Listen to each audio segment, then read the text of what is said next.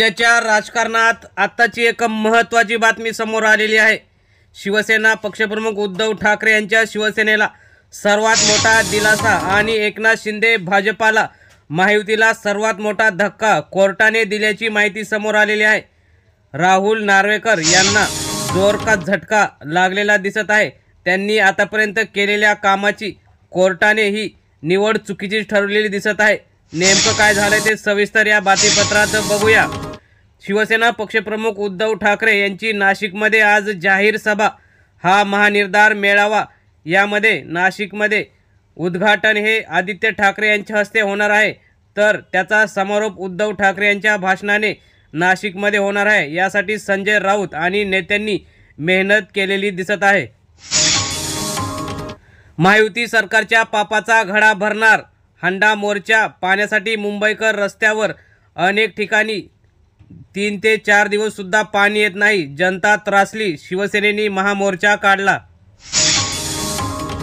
ठाण्यातील गुंडांचा आका कोण, उद्योजकांना खंडणीसाठी धमक्या, तक्रारी मागून तक्रारी, पण पोलीस मात्र डिम्म।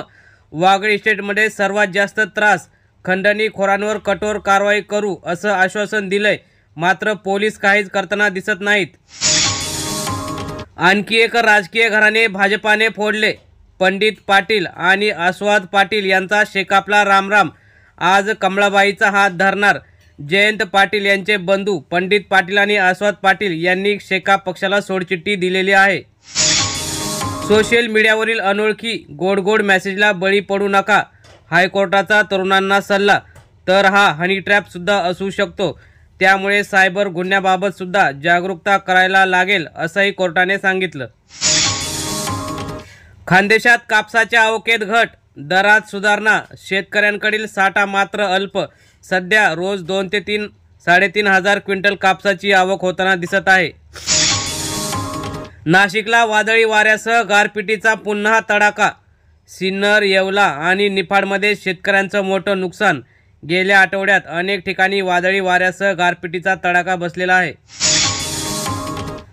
ट्रॅक्टर विक्रीला मिळाला मान्सूनचा बूस्ट, देशातील शेतकऱ्यांना मागील वर्षीच्या खरीपात पावसाने साथ दिल्याने चांगलं उत्पादन मिळालं होतं।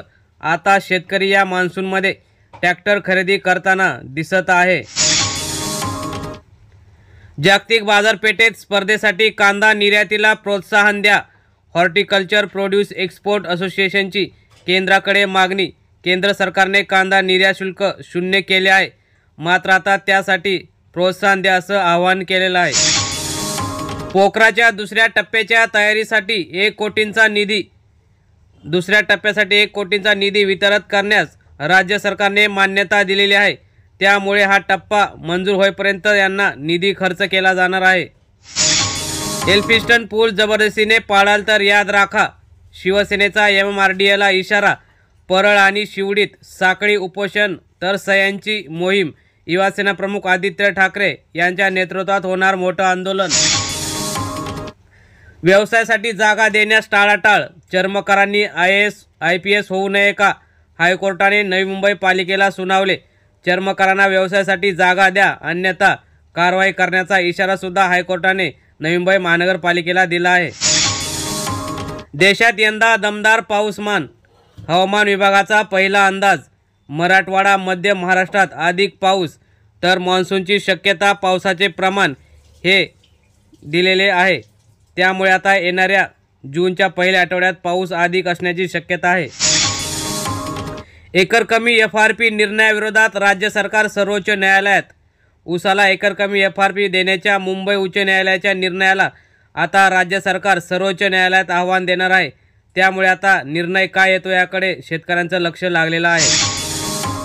केळी दरात क्विंटलला 200 ते 300 रुपये घट, खानदेशात केळी आवकेत मागील 2 ते 3 दिवसात मोठी वाढ दिसत आहे, परिणामी केळी दरातही घसरण सुरू झालेली आहे, त्यामुळे 200 ते 300 रुपये दर हा घटलेला आहे। आंबिया बहारातील संत्रा फळांचे दरही राहणार तेजीत, शेतकरी उत्पादक कंपनीच्या CEOनी व्यक्त केला अंदाज। तर तापमान वाढीमुळे यंदा संत्रा फळांची गळती होत असताना त्याचा उत्पादकतेवर परिणाम होत आहे। हिंगोली बाजार समितीत हळद दर 11,600 रुपये ते 14,000 रुपये, दर हिंगोली कृषी उत्पन्न बाजार समितीत हळदीची आवक वाढली आहे, त्यामुळे आता हा दर 11 ते 14,000 रुपयापर्यंत आलेला दिसत आहे। त्यानंतर पुढील महत्त्वाची बातमी, राहुल गांधी गप्प राहावेत म्हणून सूडबुद्धीने कारवाई होते का? खासदार प्रियंका गांधी यांचे पती आणि उद्योजक रॉबर्ट वडेरा यांची ईडीने 6 तास चौकशी केलेली आहे। त्यामुळे राहुल गांधी यांच्यावर ईडी दबाव आणत आहे का असा प्रश्न निर्माण झालेला आहे।